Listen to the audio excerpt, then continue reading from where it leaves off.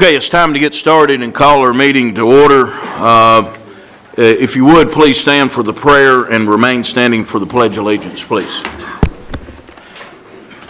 Dear gracious Heavenly Father, we thank for this day and all the many blessings. Lord, we thank you once again for giving us an opportunity to serve our communities.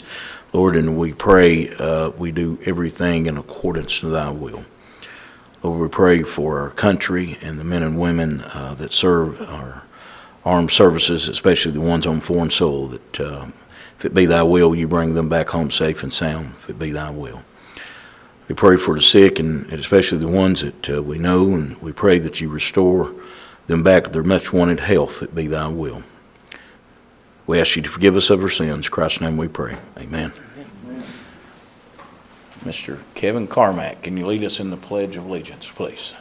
I pledge allegiance to the flag of the United States of America and to the republic for which it stands, one nation, under God, indivisible, with liberty and justice for all.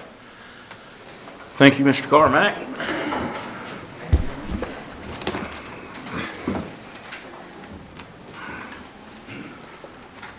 All right. Roll call, Ms. Phyllis. Alderman Clough. Present. Alderman Coleman. Alderman Dale. Present. Vice Mayor Dotson. Present. Alderman Langford. Present. Alderman Speck. Present. All present except Alderman Coleman. All present. But Alderman Coleman. Thank you, Ms. Looper. Need a motion to approve the minutes of last month's meeting. So moved. Motion made by Alderman Rixdale, second by Alderman Clough. Any discussion?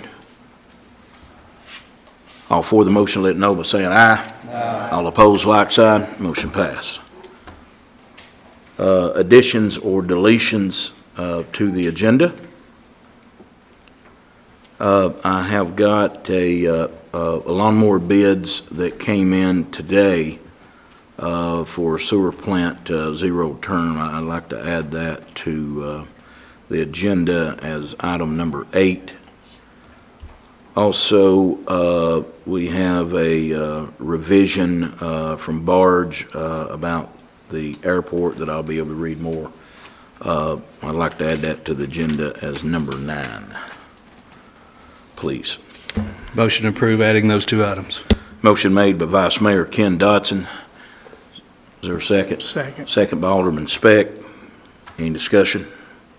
All for the motion, let it know by saying aye. Aye. All opposed, like sign. Motion passed. So we will add the lawnmower bid for the sewer plant and the barge design revision at the airport as number 9 officially. Okay. All right. Under old business, item number 1, water project update.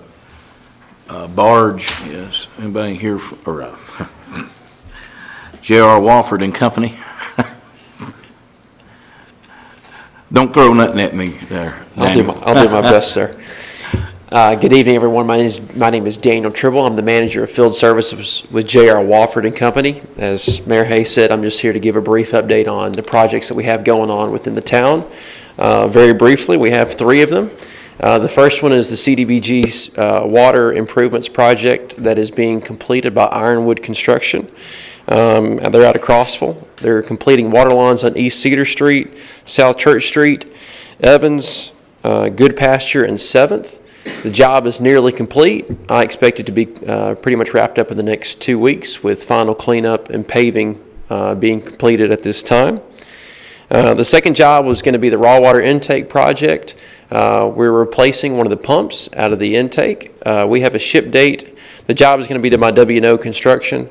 And the pump is scheduled to be shipped 2 weeks from today and will arrive on site. They'll lift the old pump out, install the new pump, and then you'll have 2 operating pumps at your raw water intake. And then finally, the automatic meter read or AMR project has been submitted to the State Revolving Fund or SRF for priority ranking. It is also potentially being viewed for use of American Rescue Plan or ARP funds as well. And we are mostly waiting on the SRF priority ranking to come out before further action on that project. That's the update I have, and I'll be glad to take any questions. Yeah, thank you, Daniel. And what he's talking about there, if you remember, we are eligible for part of this ARPA money and TDEC for the AMR system, automatic meter reading system. So when are you thinking that state revolving fund loan is going to make some? Well, as we all know, anything with the state takes longer than it should. That's a good question. I do not know the answer to that. Has there been any, I was thinking, I've seen some neighboring communities that had already got approved of some of that money that they was eligible for. Is that correct? Do you know of any? I'm putting you on the spot. I apologize. You are putting me on the spot. Yeah. I do not know the answer to that. Okay. I'll have to ask Matt Rice, who's project manager on that one, and I'll get back with you. Okay. And I will get back with you. Any questions for Mr. Daniel Treble? Okay, no questions. Job well done. Greg Davenport will be proud of you. Thank you. Have a safe trip back. Ms. Richards, did you have anything you'd like to add? Or? I'm good. Okay, thank you. Do you have any questions concerning ARP money? I know Rebecca and I are working on that application process, unless you have specific questions. No questions. Thank you. Item number 1 under new business, downtown revitalization, Mr. Ray Evans. So Mayor and Alderman, one item tonight, and that is the potential of developing a dog park in Livingston. We discovered mid-May of the possibility of a grant that is being funded by the Boyd Foundation. That's Randy and Jenny Boyd from Knoxville. Recall that Randy was the former Commissioner of Economic and Community Development for the state of Tennessee. Also is now the president of the University of Tennessee and the owner of the Tennessee Smokies. But he's also in the invisible fence business and has been for a number of years. And so they started this grant program called the Dog Park Dash. This is the 4th and last year. They dedicated $3 million to these grants. And so the Downtown Revitalization Committee met, I think on the 20th or 21st, whatever that Friday was, and unanimously voted to pursue this grant application. The application was submitted by the deadline, which was the 31st. We have received a response back that says that we need to proceed forward with what's called the community involvement phase of the project, and that is where we make the project known to the community, as we're doing tonight. We'll also have a press release that will go out in the morning. And get community support directly back to the Boyd Foundation. You have in front of you a rendering that was done by Daniel Boutte with Los Design. Daniel is the same guy that is doing our Courthouse Square project, and he has probably designed more dog parks in Tennessee than every other designer put together. So that's one of his specialties. He's well known by the folks at the Boyd Foundation. We in our application, we really played up the improvements that we have made in the area. Particularly Central Park, but the square as well. We got good letters of support from not only our chamber here, but from the Highlands Economic Partnership. Ms. Amy New submitted a very fine support letter. So after tonight, we're going to be encouraging individuals, civic groups, businesses in the community to go on the grant website and submit indications of support.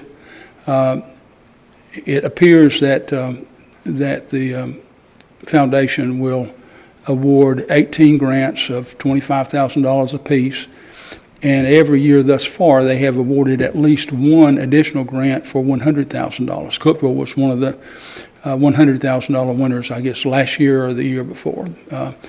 So keep your fingers crossed on that we could potentially be the grand prize winner in the effort.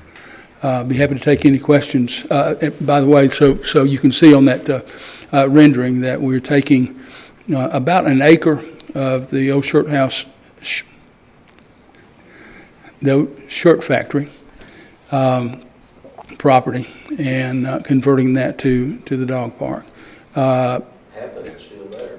We, yeah, so we had someone suggest today that since this facility is adjacent to Central Park, that maybe the name of this facility should be Central Bark. So, and I think that's got a bit of a hook and a ring to it. So that might be a real possibility. This does a really good job of sort of cleaning up that empty lot that we've had down there for some time, and continue with the improvements that we're proposing on South Church, et cetera. Yeah, so a couple of things, Ray.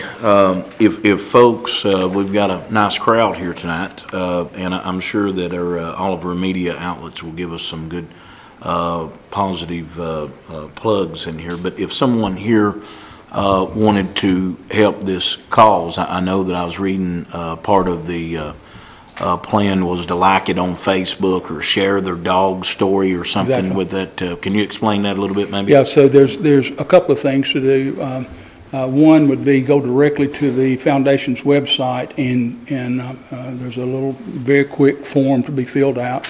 We'll provide, and we'll post on various places what the link to that site is.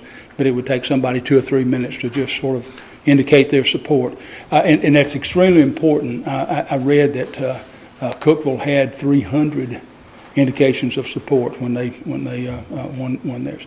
Then also simply posting on the various social media pictures of your dog with Livingston included in the title, and then there's a hashtag as well, so that picks up the folks at the foundation know that you've done that, and so we'll be getting that information out to everyone as well.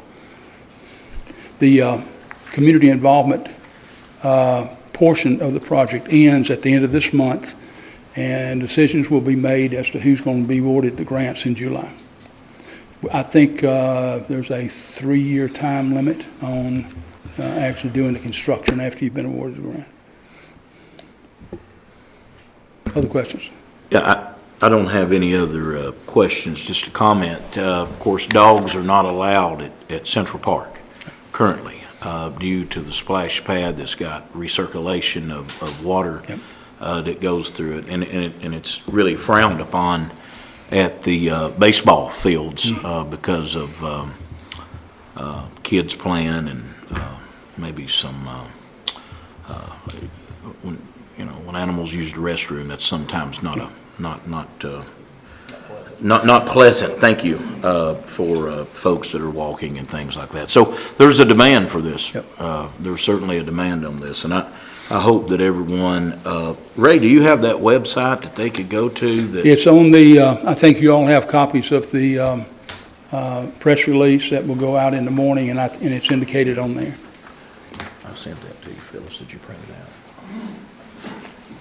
If not, we'll get it to them. Okay. Yeah, we'll get it to them. And one thing to make clear, I know that sometimes when we have grant opportunities, we'll have some in the community say, well, why can't we do so-and-so instead of this? This is the one and only thing that this grant can possibly be used for is the development of a dog park. Thank you. Ray, any questions for Mr. Evans? Yeah, Ray, one other question. Do we have a price on this? So we do not yet. So this was what I would call a quick and dirty concept design. We did not engage the consultant to do more than just that design. But so as in the sequence of things, if we're one of the 18 communities, one of the first things we have to do is to develop a budget. And we'll bring that budget back to the Board of Mayor and Aldermen. Any other questions or comments from Mr. Evans? Thank you, Mr. Evans. Ms. Cantrell, do you have any other business? Okay. We'll go to thank you, Ray, for that report. Item number 2 is Highlands of Tennessee update. Is Miss New here? Okay, come on up.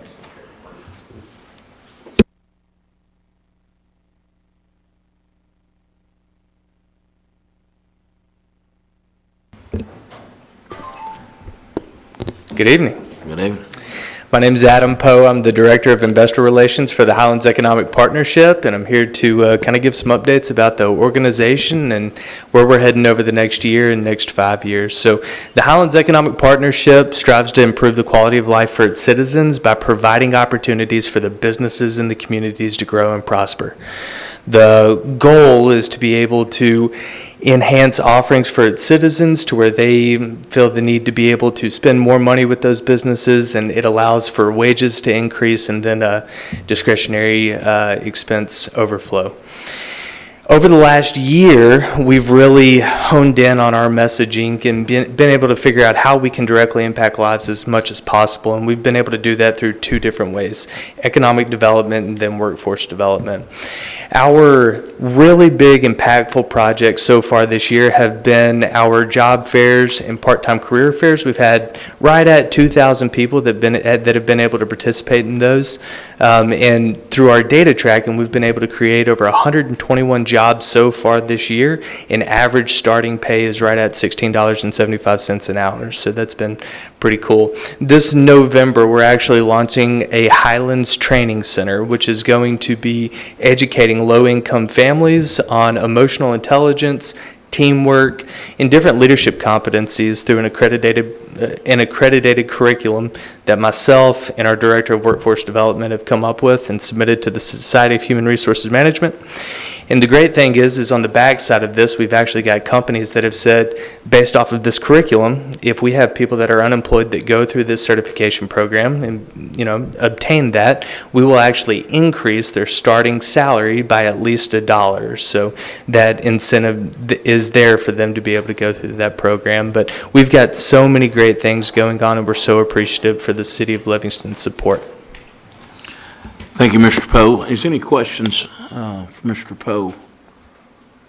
Okay, thank you very much. Thank you for being here. Piggybacking off of that is we have the retail coach here. Come on up, folks.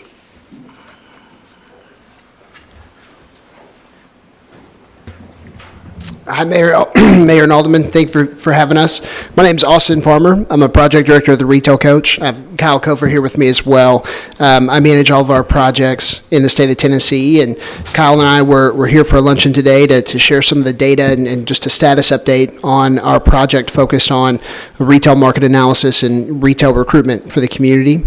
And wanted to give you a quick update of where we're at in that process and share some of the initial data findings with you and be able to answer some questions for you. So a little bit of context.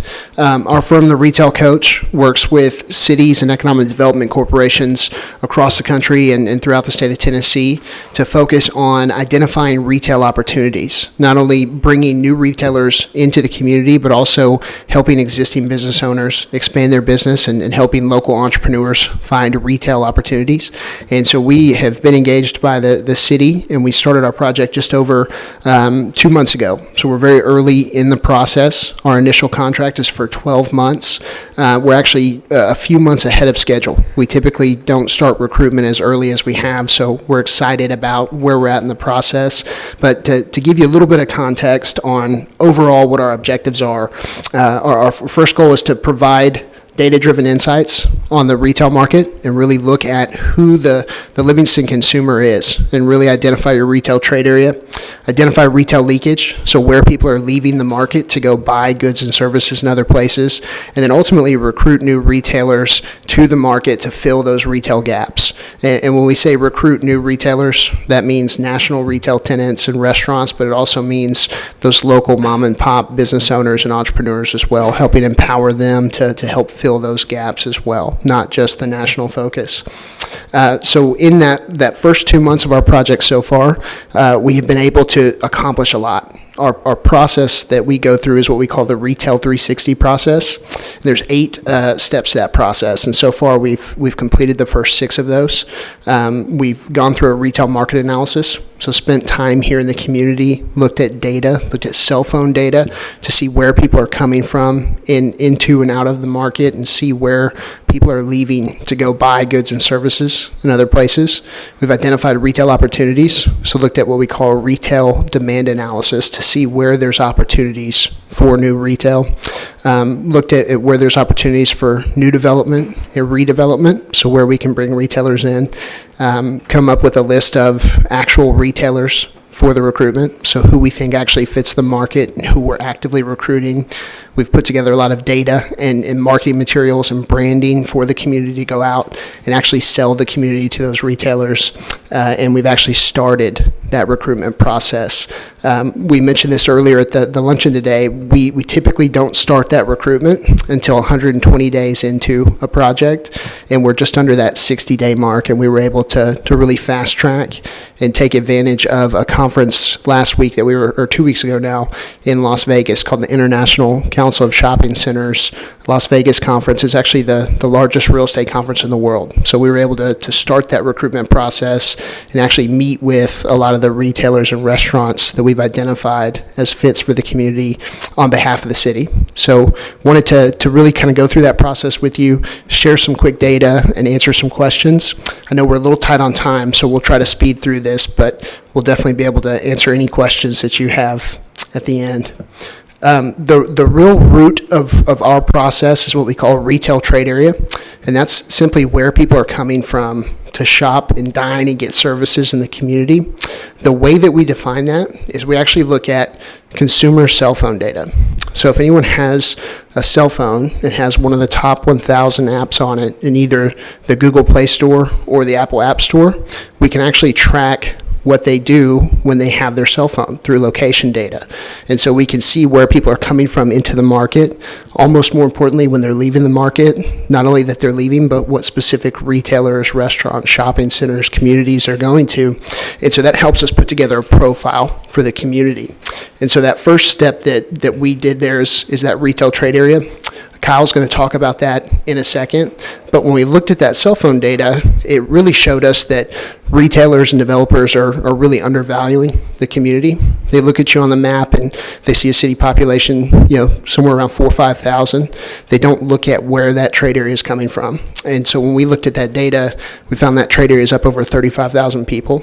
And so you do have a lot of people coming in and out of the community. So that's a really good foundation. That cell phone data helps us really pinpoint that and go sell that to retailers. This is an example of some of the cell phone data that we have. We ran this on Market Square.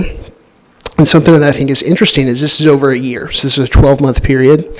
And the estimated number of visits is 71,000, or the estimated number of customers. So 677,000 visits over 71,000 actual customers. So those numbers almost seem unbelievable if you think about it for a community this size. So it really helps us identify where that traffic's coming from and then go help sell the community to those retailers and restaurants. We're able to see where people are going, not only in the community, but when they leave the community as well. And so this is a quick snapshot of some of the favorite places that the people are actually visiting the community are going. So you can see there the shops at Eagle Point, Walmart, Jackson Plaza, Cumberland Station, and then Casa Mexicana. And so that just shows us that really what we know, that people are leaving the market and that there's an opportunity to capture some of that and capture some of that sales tax leakage. And that's one of our focuses, is to make sure that we give people an opportunity to actually stay in the market so that you don't have to leave to buy goods and services or go eat. This is what we call our customer journey. We're able to see, and we haven't done this for every site we want to in the community yet, but we're able to see where people are coming from before they come into the community and then where they go after, or for a specific retailer or restaurant, what that journey looks like. Are they going somewhere after work on their way home? Are they going before work? Are they going after they pick their kids up from school? And so we have a lot of valuable data that helps us really kind of paint that picture of how people are moving through the community and really interacting with retailers and restaurants. And that data is helpful for us when we talk to potential retailers and restaurants and entrepreneurs that are potentially considering the community. We also have data for downtown where we can tell when people are coming downtown and what that looks like in terms of when people want to shop or dine, what their habits are, what days of the week people are engaging with retailers and restaurants.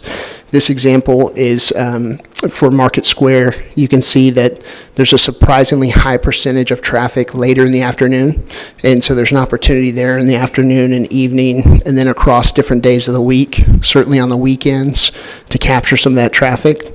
So those are just some examples of some of the data that we're pulling from the cell phone analysis, specifically for the market, but also for independent locations. And through our partnership with the city, we're going to have a workshop, and we have all the data that Fortune 500 companies use, and we have the ability to give that to existing business owners. So that's a resource that's available through our partnership with the city, and we'll be working with existing business owners, shop owners, restaurant owners. If they'd like that data, we can get that specifically for their business as part of our process. This is really important as part of our trade area analysis, is a zip code analysis to see where people are coming from. And it's hard to see up there on the screen, but most of the visits came from Livingston. 17% of the customers came from Livingston. But what I find interesting is those second and third rows are from Cookeville. And when you add those numbers up, they're close to the same amount. You almost have more people coming in from Cookeville than you do from Livingston. And so that's a really important thing for us to be able to highlight for retailers. A lot of retailers and restaurants make the assumption that people from Livingston are going to Cookeville, but it's not reciprocated. People aren't coming over here from Cookeville. And so this helps us really paint the picture of, hey, these communities interact, people come from one to the other, and people are actually coming this way instead of just going one way. So really valuable data. You'll have access to all this, so you'll get to see some of the more detailed data, and we can answer any of those questions if you get a chance to dig through some of that data. I'm going to pass it off to Kyle real quick, and he's going to talk a little bit about that trade area in this heat map. Yeah, no, thanks, Austin. So just kind of to build off this, keep in mind that we're still looking at Market Square. So this is probably my favorite part of the cell phone analysis is really the heat map that it throws out. So based on where consumers spend their nights, like Austin said, between roughly 10 p.m. and 8 a.m. is what we consider a home location. So this is looking at the past 12 months, all those consumers that visited Market Square specifically. This is showing one visit that they made, at least one visit over that past 12 months. So this lets us know, okay, this is a much larger market than just that 4,000 to 5,000 community population. So this lets us ultimately go in and create a retail trade area. This is looking at 4 visits. So when we're going out and creating a retail trade area, we're going to look at kind of what that core consumer is. We don't want that individual that's just visiting one time over 12 months. We want to be able to market realistic type numbers, realistic type data. So ultimately, that's how we use this cell phone analysis as well as the heat map to create kind of what we consider our retail trade area. And this is really that boundary there. So we looked at roughly 6 or 7 different locations in town, I believe, when we drew this retail trade area. This is something that we spend a lot of our time configuring, because if we're going to market Livingston to national retailers or restaurants, we've got to be confident in this number, because we don't want to get the reputation of marketing a unrealistic retail trade area, and we don't want y'all to get that as well. So we're extremely confident in this, and this is what we run our reports on. So this retail trade area number there is right at 35,000. So that's the number that we market to retailers and restaurants based on factual data of who is coming here on a regular basis outside of just that community population, because if we were marketing that, we would be selling yourself way short, way short. So this is really what we consider our retail market profile. It's a very condensed data set. We have pages and pages of data, but when we're going out and recruiting retailers and restaurants, meeting with individuals in Las Vegas at trade shows, they're like the majority of us. They don't want to sift through 20, 30 pages of market data. So we put kind of the hot points all into this one pager. So I'll tell you that population is extremely strong, to the point where we can start getting our foot in the door, talking to more fast casual restaurants, the McAllister's Delis of the world, and those type things. But we also wanted to include income. So average household income at 61.8, educational attainment, race distribution, age. These are the type things that national retailers and restaurants are looking for. They all have a niche data set that they have to see before they'll locate in your community. So that's what we do. We sift through all this and we say, okay, hey, here's who's a fit, and let's go out and recruit those concepts to come in. So another report we do is called a retail demand outlook. So we talked a little bit about a gap and leakage analysis. We've kind of shifted away from that somewhat to where we focus more on what's that 2022 demand versus what's that 2027 demand going to be? What's that compound annual growth rate? And we've kind of switched that a little bit based on feedback from retailers and restaurants that we've talked to over the past few years. This is just kind of the data that they want to see, how they've kind of shifted their focus. So we can look at about 66 different retail sectors. It's broken down based on NAICS codes. So I kind of want to point out a few of the top ones here. So pharmacies and drugstores, that annual growth at 2.48%. Cosmetics and beauty supplies at 2.8%. Sporting goods stores at 2%. Full service restaurants at 2.85%, limited service restaurants at 2.83%, and home centers at 2.29%. Anything over 1.5 is extremely positive to see in that compound annual growth range. So that lets us know, okay, these are the type retailers, the type restaurants that we need to go after. That doesn't always mean that these type concepts are expanding. We're not seeing a ton of sporting goods expansion right now. We're seeing a ton of full service and limited service restaurants expanding right now. That's, I would say, about 75 to 80% of the commercial expansion we're seeing right now. So you'll see once we kind of go over this match list that we've created that makes up a very large portion of who we're going after, just because those are the brands that are expanding right now. And then this is kind of that retailer match list. So looking through that, like I said, this match list is based off the data. It's based off the retail sites that are available, whether that's ground up development, redevelopment, or available lease space. Or these are the prospects that we're going after. So that does not mean that these concepts are coming in tomorrow. This is our target list. So, when we show this, we always want to manage expectations. This is an initial list. This will change multiple times through the next 12 months of recruitment as we hear back positives and negatives. If we hear a no, we want to figure out why it's a no. We want to come back to the mayor and y'all as well and say, okay, here's what we've heard back from Aldi. Here's why they said it's not a fit. Here's why they said it is a fit. And then ultimately we want to provide all of these concepts with sites that are a fit for what they're looking for.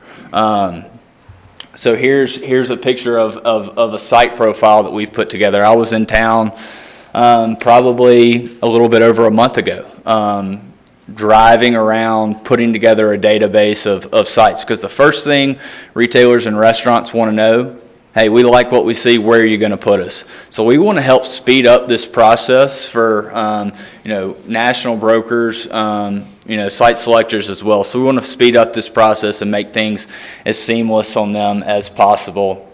And then, kind of key milestones and priorities. Like Austin said, we're way ahead of schedule. We're extremely proud of where we are, kind of up to this point. Kind of moving forward, we're going to really put a focus on downtown.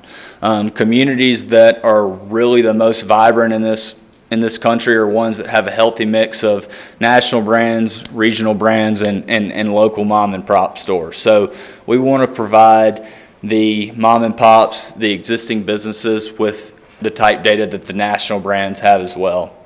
And then continued retail and restaurant recruitment, working with existing property and development owners to bring in new tenants. That's a huge focus of what we do. Working with the mayor, our main contact here, and getting in touch with property owners and saying, hey, we might have a lead, somebody that's interested in your 2-acre site. Have you thought about selling and things like that, kind of how that works. And then also ongoing conference representation. We go to the national conferences as well as regional conferences as well, and we'll be marketing Livingston there too. And then regular update meetings. We want you all to know what's going on at all times, because if you're not in and up on it, then you're kind of down on it. So we want to be extremely transparent with what we hear throughout the process, and help recruit businesses that'll be a fit, and hopefully everybody will be excited for to Livingston. So that's what we've got. Thank you, Mr. Cofer. Has Yeah. anybody got any questions for Mr. Cofer? Okay, you did a good job explaining. Awesome. No questions. Awesome. Thank you. All right, safe travels. Yeah. Item number 4, Ms. Tammy. Item number 3 is L.A. Prom, Ms. Tammy Kennedy. Did I say 4? You did. Okay, item number 3. You're number 3, Miss Kennedy, not 4.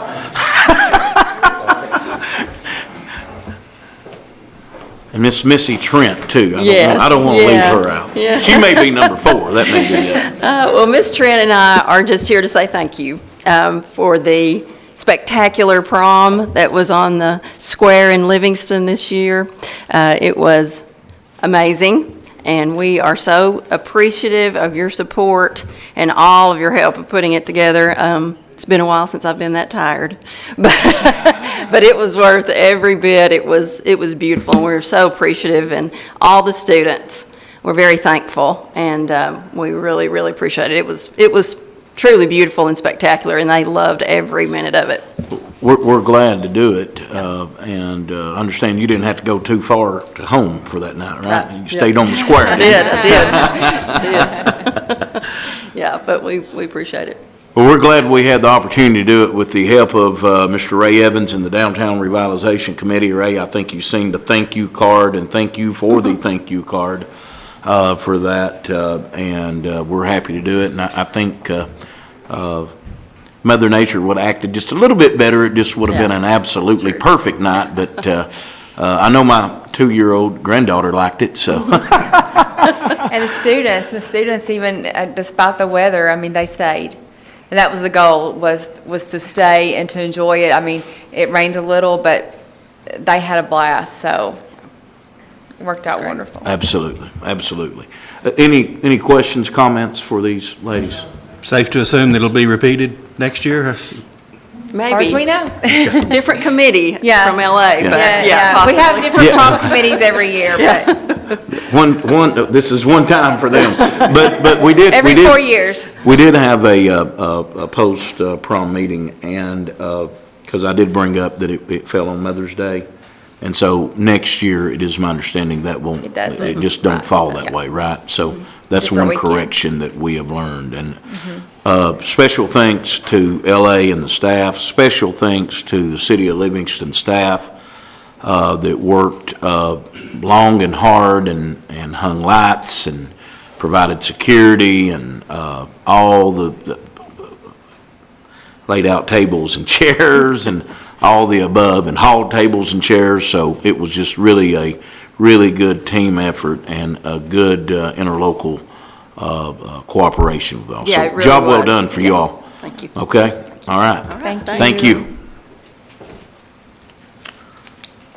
All right, now we can go to item number 4. Miss Tiffany Whited, Small Business Support Specialist. Hey, yes, thank you so much for letting me be here tonight. So I work for Tennessee Child Care Resource and Referral.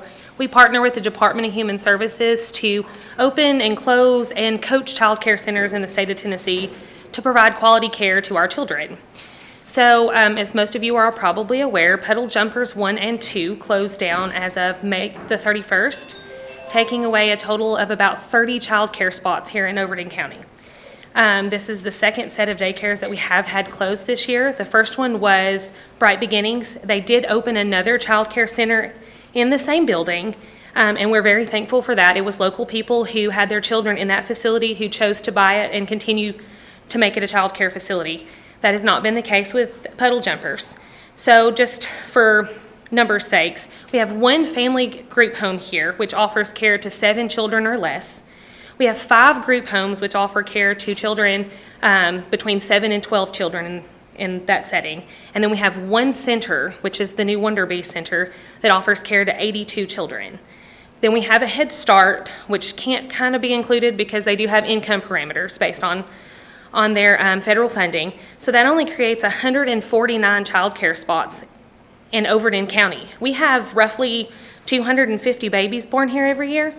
You're looking at these spots being occupied at a minimum of a year, a maximum of 4 to 5 years, depending on when they start kindergarten. So basically, we're at a standstill. Where we are in daycare right now, unless everybody moves out of Livingston and takes their kids, there's no new child care spots. So we can talk about growth in this area. We can bring in every retailer that you want to bring in. People can't go to work if they don't have daycare. So that's a conversation we need to have as a city, as a county, of what we're going to do to get more daycares in here so we can keep our people here. They were talking about leakage, and what a night to be on the agenda. I appreciate that, because they were talking about everyone leaving. But if I have to go all the way to Cookeville to take my children to daycare, I'm going to work in Cookeville. While I'm in Cookeville, I'm going to eat supper in Cookeville. And then I'm going to turn around and I'm going to go grocery shopping in Cookeville. All because I found childcare there and I didn't find it here, so I didn't look for a job here. We're also going to get the leak through of people from Byrdstown. There is one licensed facility in all of Pickett County, and it is a Head Start. There is one in Clay County, which is 57 miles from my doorstep in Monroe to that daycare center in Clay County that only serves 7 children. So we're literally in a child care desert. So whoever builds it will have children.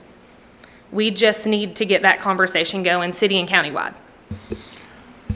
So is there grants out there through your office possibly that anyone that would like to open up a daycare in this community, or is there something that you can provide? Or I know this is awareness, I understand that, right, when you and I talked on the telephone, but is there any grants out there or any opportunities for folks that would be interested in starting a daycare?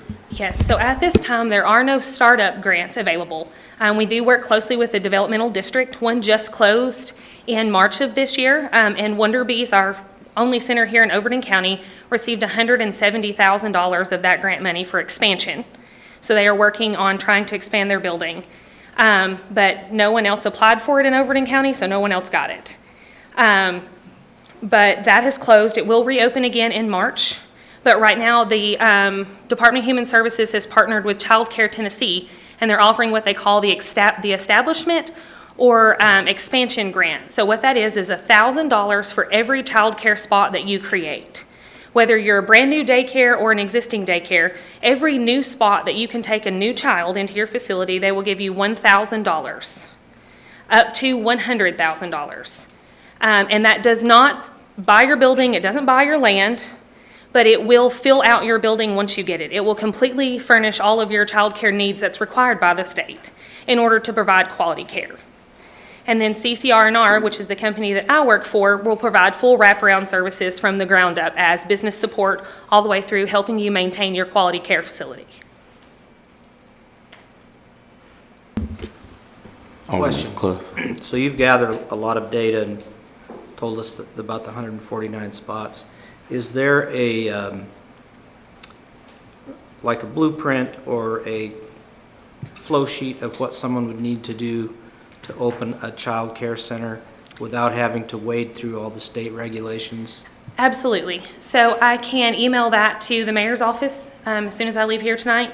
And it's a 15-step process, but of those 15 steps, like the first 7 of them are literally setting in meetings and classes.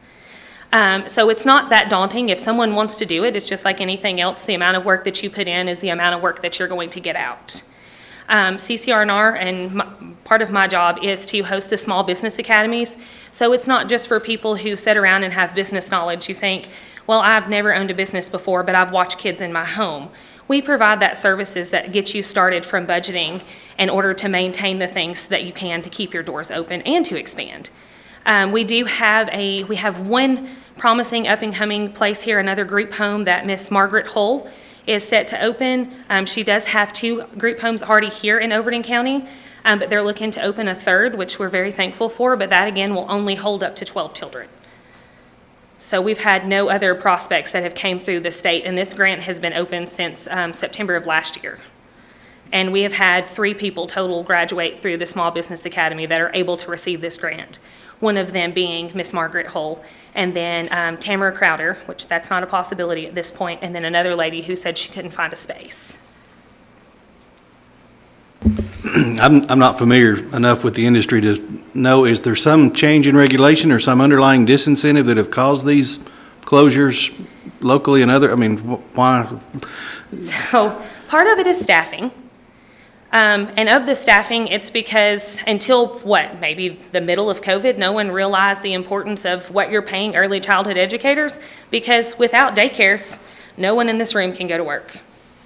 So before that, it's just kind of been, I'm paying a glorified babysitter. I don't want to pay $125 a week.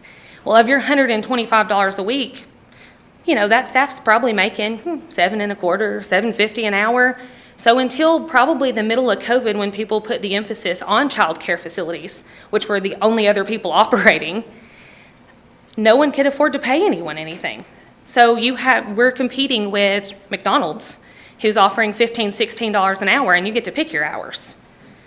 So that's part of the problem. The state has put down the pike a new modernization project that took everybody from pencil and paper, and they're pushing them toward computers, which people who have been in the business for years. It does create an issue.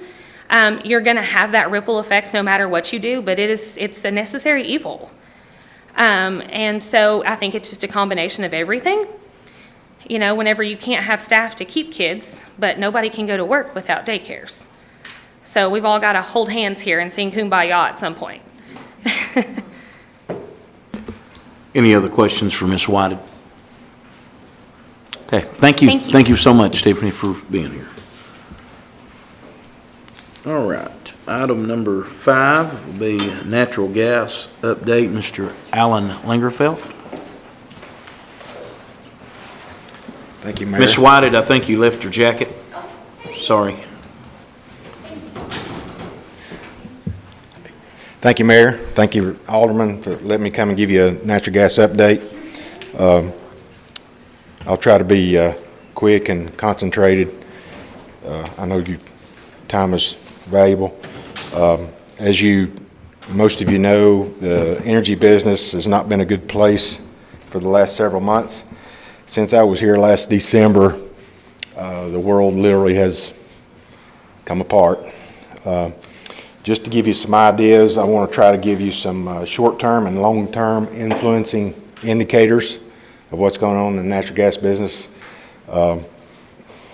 and fuel in general.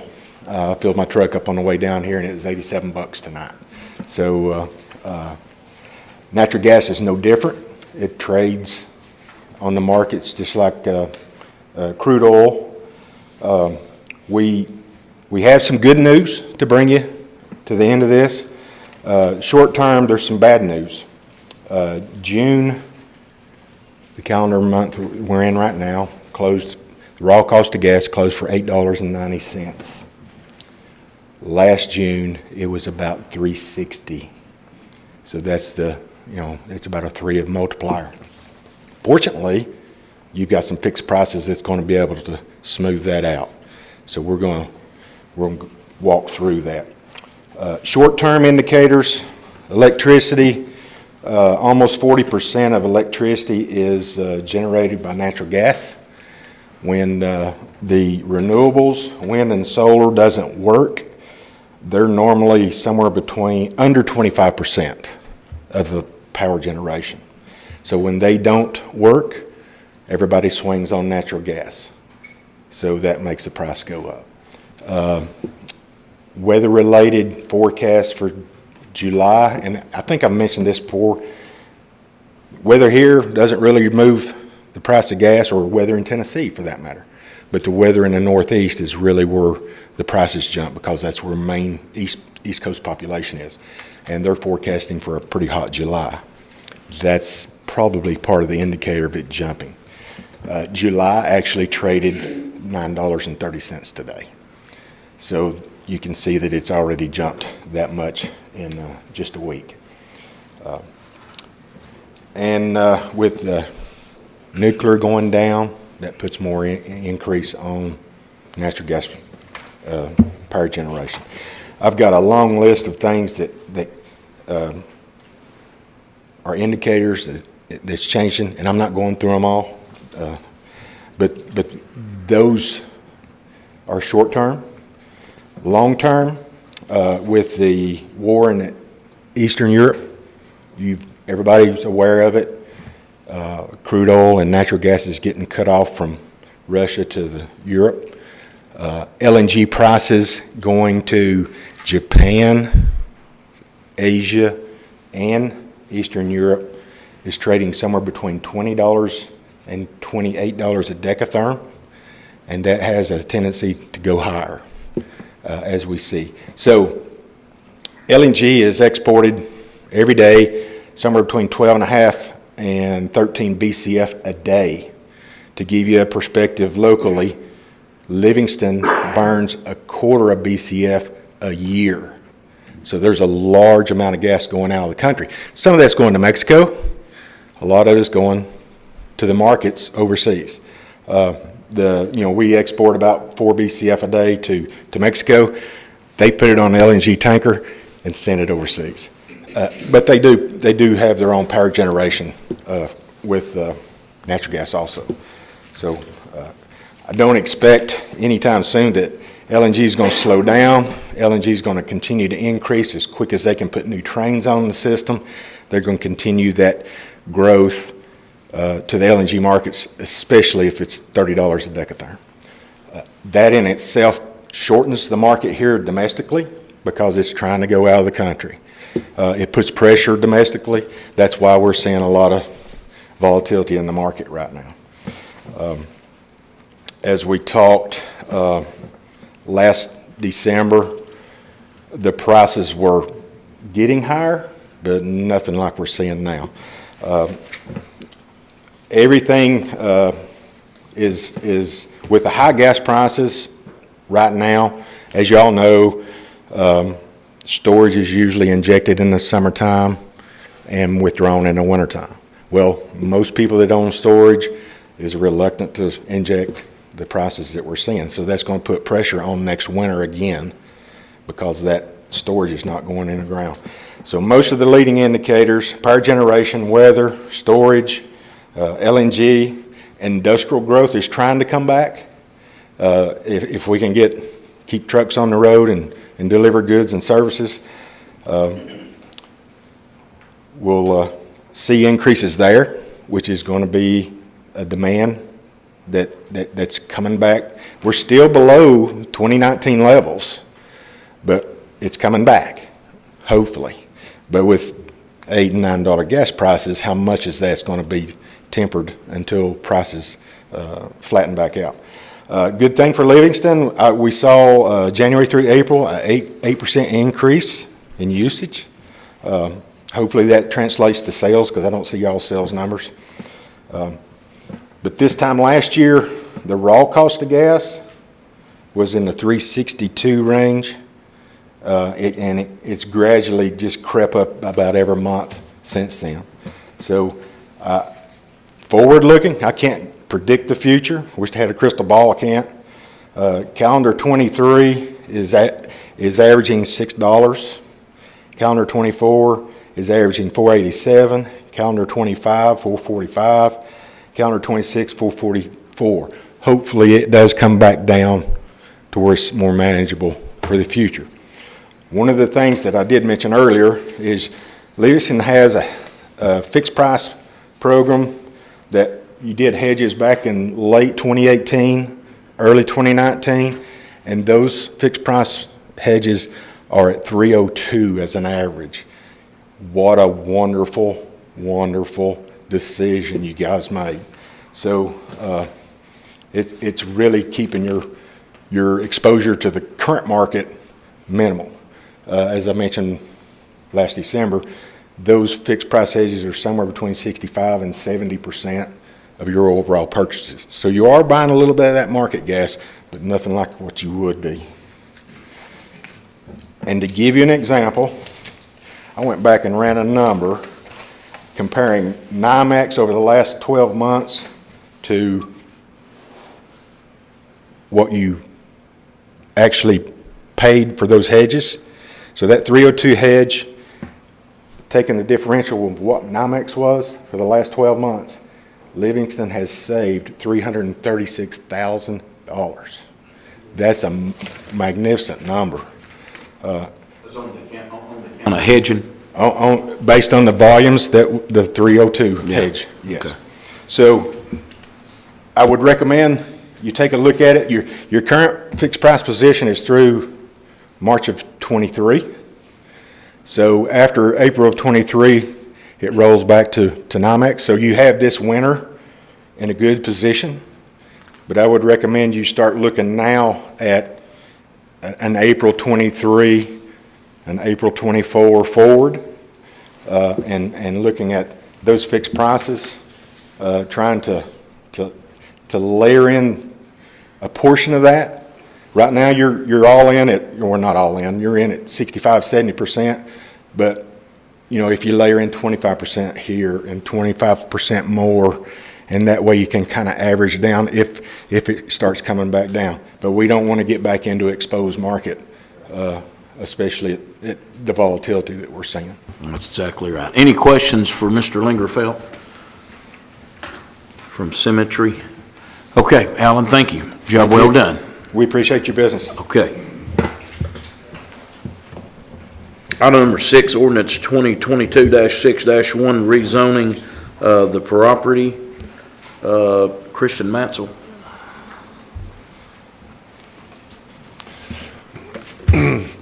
Yes, sir.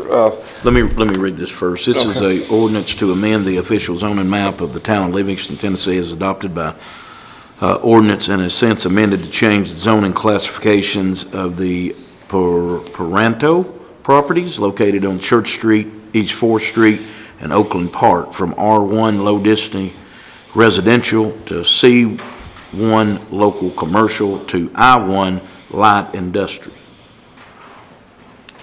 You want to speak on that? So this is the property that what we would consider the chocolate factory property. This property is in 6 different parcels. There's a gentleman, Mr. Perrin Yoto, that has bought this property from California. He is planning on putting a business back in the chocolate factory, making drinks and such, and he's wanting to combine all parcels into a light industrial, which there's 1 parcel now that's light industrial, there's 3 that's C3s and 2 that are R1s, and he would like to have them all light industrial.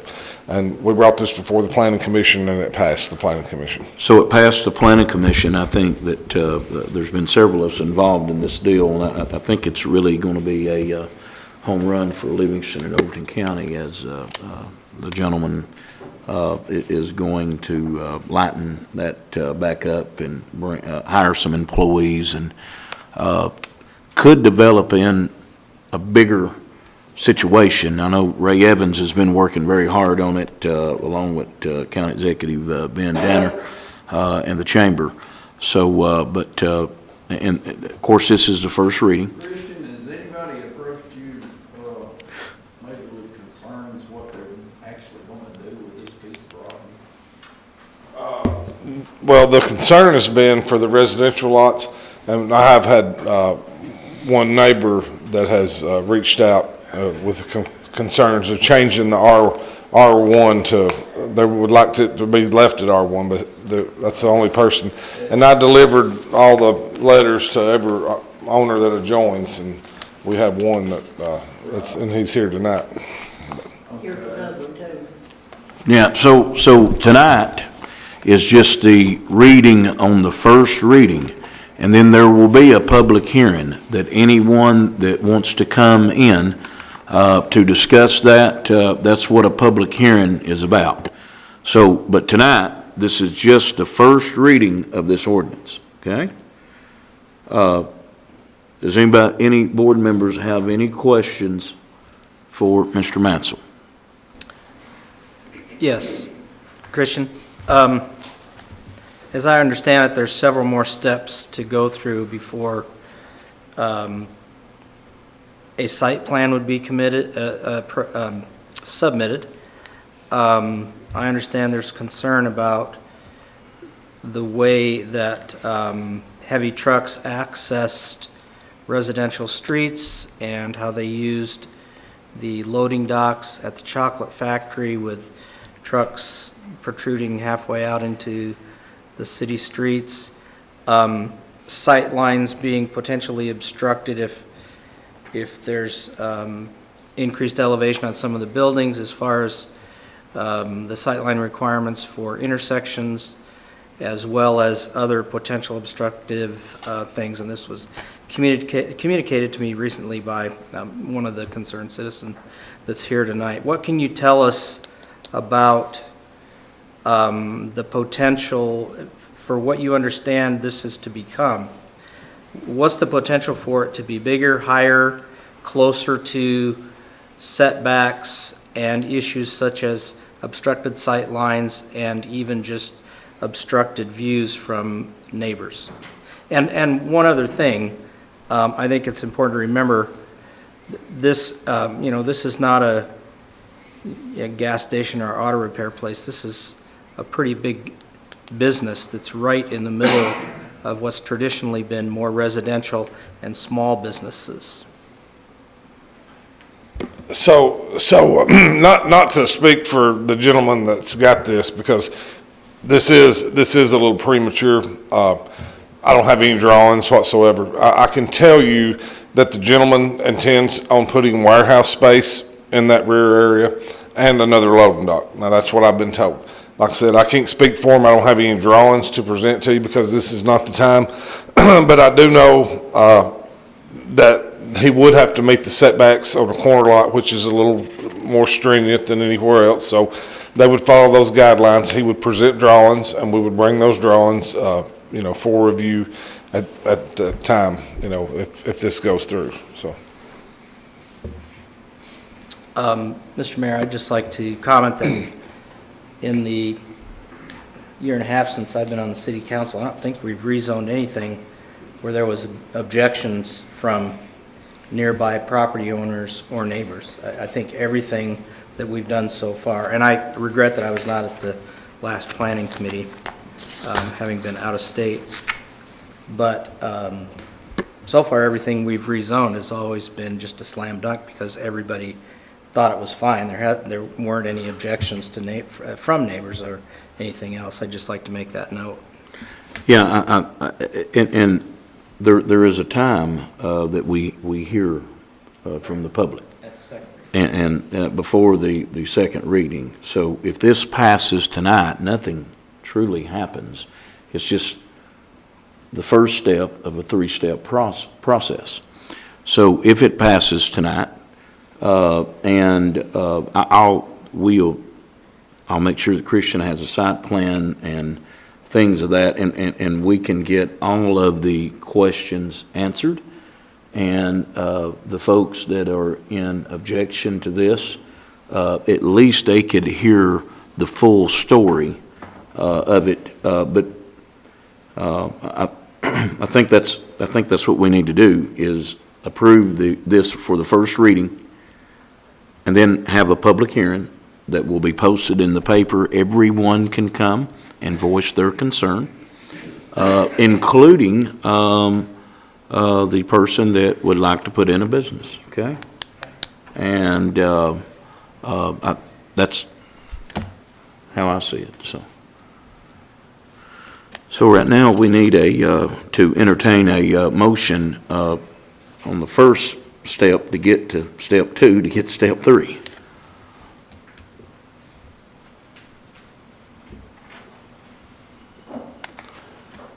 there going to be a motion, or? I'll make the motion so we can at least have the public hearing. Okay, motion made by Vice Mayor Ken Dodson. I second that. Second by Alderman Chris Speck. Do we know the year the chocolate plant was put in? That's been a factory for quite some time. It has. So we got a motion and a second. Any more discussion? All right, so this is the approve the first reading of the ordinance, and then there will be a public hearing that everyone can come to and voice their concern. And then, if needed, there will be a second reading if approved by the Board of Aldermen, okay? All right.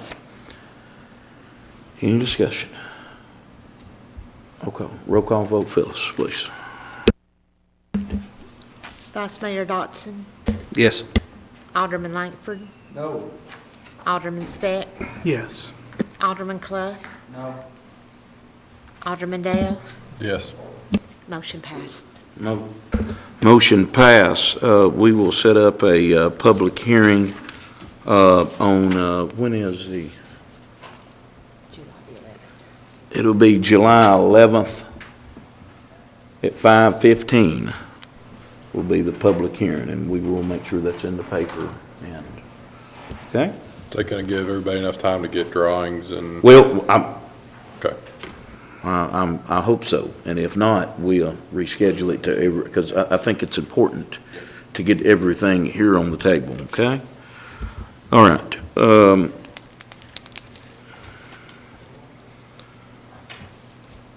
So item number 7, I have a email here. Mr. Coleman could not be in town. He is out of town, and asked me to read this. I would like to be on record requesting a special call meeting to review the finding of the comptroller's investigation, as well as the concerns expressed by the district attorney, please. This called meeting should be held as soon as all Board of Aldermen can be present. It is not my fault that this was placed on the agenda for tonight's regular meeting after I informed you that I would be unable to attend this meeting due to a previous scheduled vacation. Sincerely, Kelly Coleman. So to talk about that, which is item number 7, John Meadows is here. So just to talk about that a little bit, John asked me to put this on the agenda at his request. Of course, we did not know at the time that the comptrollers or the DA would be here. So it was put on in advance, so there was just no way of knowing. But I read the letter, and if the board wants to take any action, they can. If they don't have to. I do want to address some things that was talked about on the comptroller discussed about depositing money into the drug fund and not the general fund. That was one of the audit findings that we had. And for the record, in front of you is your audit report, and we've had a clean audit for many, many years, if not all the years that I've been here, no findings. And simply what that means, folks, is that the money was deposited into the drug fund and should have been deposited in the general fund. And so we're working closely with MTAS. But first, let me say this. And every penny of that's accounted for. There's not anything that's inappropriate other than the money should have been deposited into the general fund instead of the drug fund, okay? And It takes a budget amendment to get that done, and we're working close with the comptroller's office, and we're working closely with Rex Barton, our MTAS police consultant, and the MTAS financial advisor that is assigned here to get that corrected as quickly as we can. You all have got the report. John, do you? If I may, and initially I'd like to state Alderman Coleman did reach out to me this morning to inquire whether or not he would be able to participate in the discussions, deliberations, as well as a vote by electronic means. As you all recall, back during the COVID pandemic, there were some special rules and exceptions were made that allowed electronic meetings to take place, but that has since ended. And the only ability for him to do that is if he were an active duty military member with deployment orders. Those are the only folks that can participate in deliberations and discussions of a governing body and vote also. So I'll let him know that, so he's aware that he wouldn't be able to do that tonight.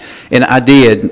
This stems from back in March of 2021 when it was first brought to the board's attention and my attention that there were some funds that was missing from the Livingston Police Department that was unaccounted for.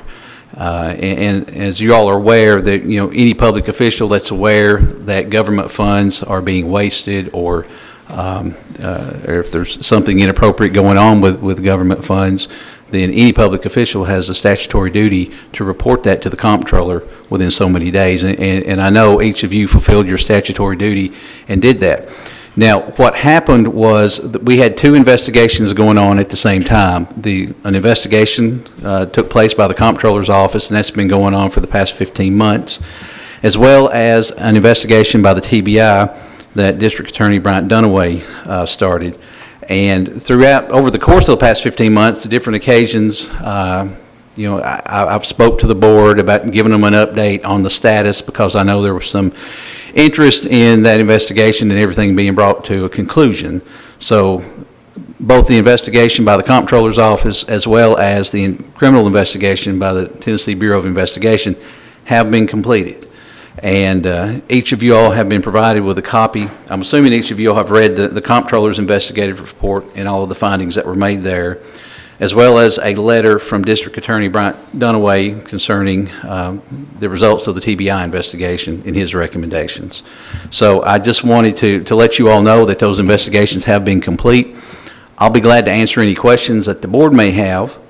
I think the reports and General Dunaway's letter are pretty self-explanatory, and I can't speak to anything really outside of those reports myself. They kept this under a pretty tight lid while it was going on, because I know several times throughout this process I would reach out to General Dunaway to try to get more details and was told that the investigation is ongoing, it's not complete yet. One of the findings that they made concerning the drug funds, I just want to clarify for the board that there's only certain revenues that can go into the drug fund. That includes money and property that the city has obtained through the seizure and forfeiture process that's taken away from those that engage in criminal activity. Those funds go there, as well as appropriations that may be made by the city council to put money into the drug fund and other resources. Drug funds, there's some guidelines as to what those funds can be used for. One of those things is non-reoccurring expenses. So there's nothing wrong with using funds in the drug fund to make a one-time purchase of a vehicle or equipment of things of that nature. This finding is related to the fact that equipment that was purchased for the Livingston Police Department, some of the items that was purchased ended up going to surplus, and when that property was sold, those funds should have been placed into the general fund. Then the city council, by appropriation, could have then turned over those funds and placed it back into the drug fund. So that's what that finding is about, okay?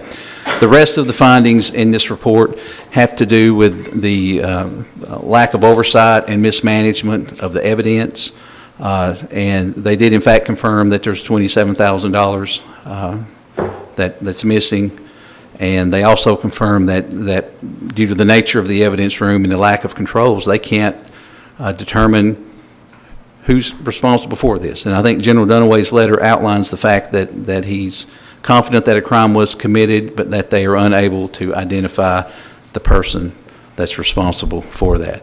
Now, there are some steps. The district attorney is recommending immediately that the city take action and have an independent inventory done of the evidence room. And the comptroller's office is also expecting the city to take some action to remedy the findings as a result of these investigations. So, again, I'll be glad to take any questions that you may have. So. John, I just want to make a comment on what you just said about taking immediate action. We're working closely. Captain Smith has been working with the DA's assistant today on doing a full inventory, so this is quickly coming. Also, I've been in contact with the comptroller's office that is really shocked how quick that we're getting on this as we met with them for a couple hours the other day. But also reached out to police consultant Rex Barton. And so all of these things that happened, John, as you're well aware of, you said 15 months ago, we have already took a look at this and made the recommendations that police consultant from MTAS, Rex Barton, advised us to do, and the city council approved this, and there was some amendments that was added to the policy and procedures that was recommended by MTAS. Okay, so those are some of the things that we are doing, and all the parties involved seem to be happy in the direction that we're already approaching since the events the investigation was complete. A couple of things has happened. Chief Etheridge has been suspended since the final investigation. Our evidence clerk at the time, Ms. Amy Roten, has been took completely out of the evidence room and is now serving in a secretarial capacity only. And that leads us up to tonight. So I just wanted to give you a full report on where we are. John explained where we've been and where we're headed. So that's my report. Mr. Mayor? Yes. Who is doing the outside assistance with Captain Smith? DA, General Dunaway's office. Oh, okay. Bryant Dunaway, the DA. Okay. Mr. Meadows, I have a question. In reading the investigative report that was done by the comptroller's office, there were several different references to the Tennessee Code annotated. Approximately how big is that document? Several volumes of TCA. Okay. John, can you push your button? Yeah, there's several volumes to the TCA code. Just a ballpark figure, how many pages would a police department director or chief be expected to be familiar with in all the different capacities with which they have to operate their department? Are we talking, 50 or 100 pages? Are we talking 500, 1,000? I would say there would be hundreds of pages, not including just the TCA code of criminal offenses and things of that nature. And a follow-up question, I see on the last page, the Board of Aldermen and the mayor were noted to be unfamiliar with Tennessee Code annotated 39-17-420. Mm-hmm. And I guess the point I'm trying to make is that this is a very lengthy, fine print legal printing of several books, Correct. where maybe dozens of parts of that book, in hindsight, could be quoted as you didn't follow this guideline, you didn't follow that guideline, et cetera. Is that reasonable in common layman's terms? Well, I mean, I'm not I mean, asking you to even make a lawyers have to judgment. resort back to the code from time to time because, I mean, there's lots of volumes to the Tennessee Code annotated, and even as an attorney, I can't tell you that I've got all those memorized. I mean, we have to refer back to the code. That's But a better way to state that. Right, so I think this finding is, there are certain things, and I'm not sure what kind of training that our police department, they attend. I would assume that some of these things are taught at training, things that are pertinent and important to law enforcement, are taught to them, okay? Now some of the things, when we get into things about as far as keeping up with evidence and things like that, I mean, one of the primary functions of law enforcement is to gather, collect, and preserve evidence, okay? And this has, the outcome of this, of the evidentiary issues, we're not just talking about the fact that there's some money that was missing and taken. As the district attorney has pointed out in his letter, the far-reaching implications and consequences of this is that criminal cases that have been made by our police officers, a lot of those may end up getting dismissed or nollied because of being unable to prove chain of custody with evidence and things of that nature. So, but that particular code you're talking about is in Title 39, is the one that deals with the issue that they reference here. Who brought this to your attention, sir? Excuse me? Who brought this to your attention, this finding? Who brought this to your attention? Was it? The findings that were made? Mm-hmm. The mayor and I had an exit interview with 3 investigators from the comptroller's office, as well as District Attorney Bryant Dunaway, the morning before this report was released. I'm talking about a year and a half ago. A year and a half ago. It was the police chief. Okay. Chief Etheridge. It's my understanding that the evidence room is under the authority of the captain, if I'm not mistaken. Of course, the chief is the chief. He oversees it all. But just like Dr. Clough said, all these codes, there's a blue million of them. It's hard to keep up with what's this, what's that. But I think the social media and the comptroller's office is really putting our chief down. Our chief he's done a really good job. He's brought in over $2.7 million since he's been in office as chief. He saved the taxpayers money, $50,000 a year, just by buying his own cars. That's roughly 5.5 pennies that we would have to raise taxes to do. So I'm very disappointed in the way this is going about our chief, because there's nobody better that we could find to run our town. And it's safer, it's better, the drugs less, and I'm nervous, but I just wanted to put that out there for the record. And this is not taxpayers' money that's went missing, it's drug money. So the taxpayers haven't lost anything money-wise in the budget. But it's my recommendation that with the review from the comptroller's office and the DA's office, that we suspend Greg for 3 weeks. Got this wrote down, let me write it better. Sorry. We suspend him without pay for 3 weeks and put him on probation for a 6-month period with a monthly progress report from the police department, the drug service, and the evidence room.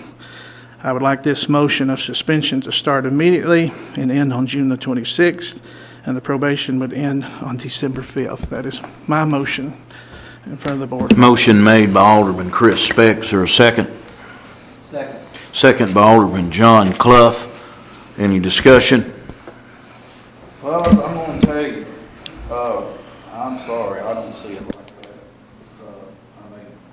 Chief and I, we've had disagreements before, but I mean, has nothing to do with this. I try to operate, try to make the best decisions I can as if the city of Livingston was mine and operating out of my pocket. And if I had as many deals or deficiencies or whatever you want to say, plus losing money, I mean, I'm sorry, but, you know, I wouldn't have nobody working with me like that. Now, I am one man. He has done some good things. But now we've been on every television station, and I'm here by myself. I'm sorry, but that's the way I feel.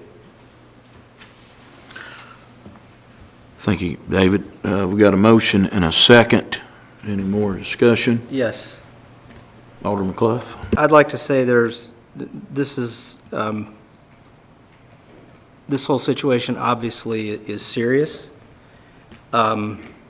We could argue all day about whether it could have been foreseen or should have been foreseen, but there's several ways to solve problems. And if you have something that's a sentinel event, and I'm sure this would definitely qualify in any sort of structure, whether it's a business, whether it's a healthcare facility, whether it's city government, as a sentinel event, this is a sentinel event. And you can fire somebody, or you can do the root cause analysis, which is what the TBI and the Comptroller's Office did for us, and they recommended a full and complete inventory, not a full and complete investigation. Although, as a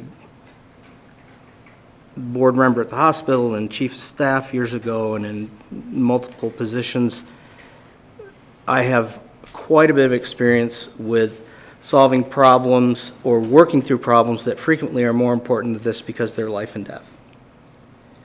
And we've learned through those processes that when a disaster happens, a sentinel event in a hospital may be a dead patient, or it may be a wrong surgical site. You don't fire the person who appears to have been at fault, because nobody would deliberately kill a patient, and nobody would deliberately take off a wrong limb. But those things happen, and unfortunately they happened quite a bit in the past before this new method of problem solving was adopted by the healthcare industry. It actually came out of the airline industry for investigating causes of airline disasters.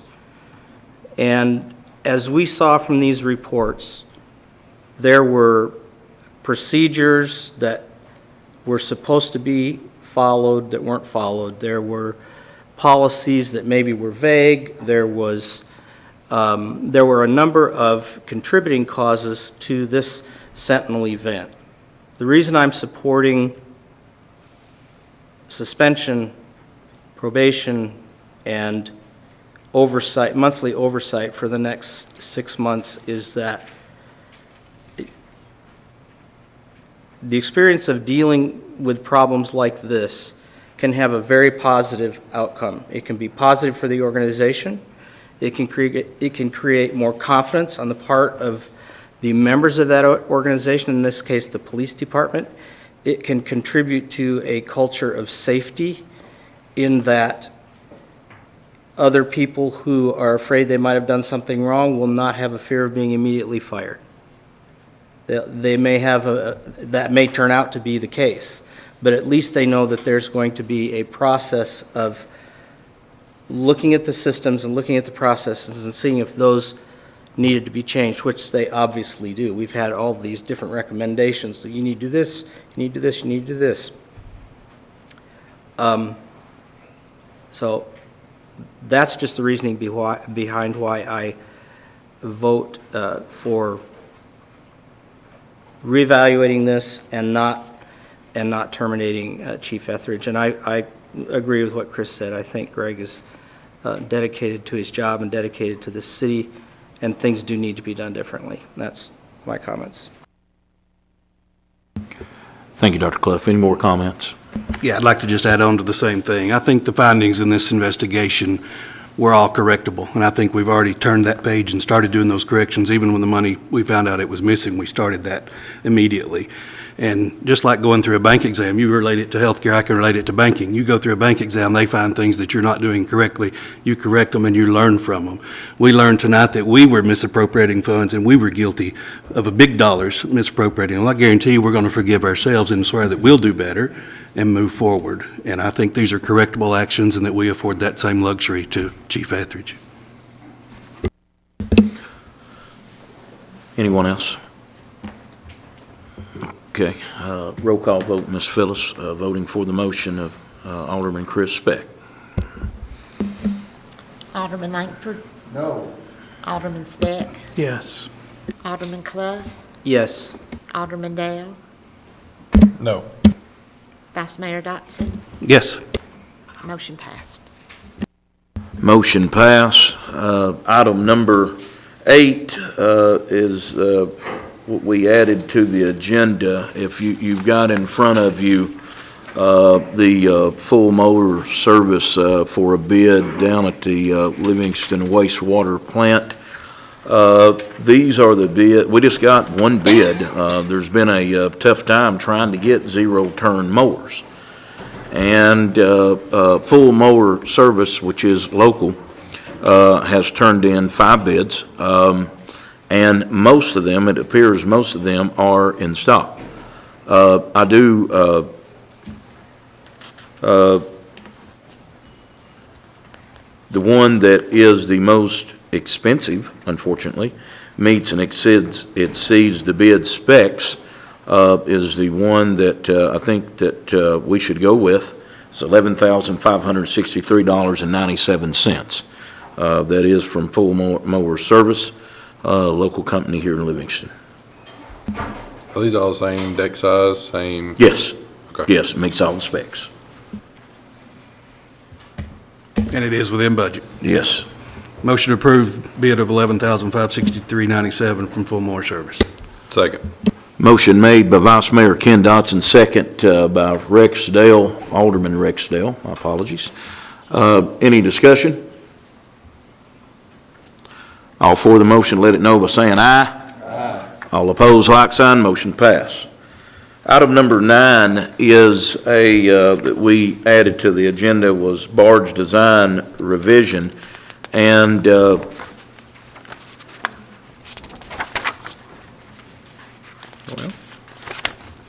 this is for some land acquisition. Did you get mine? No.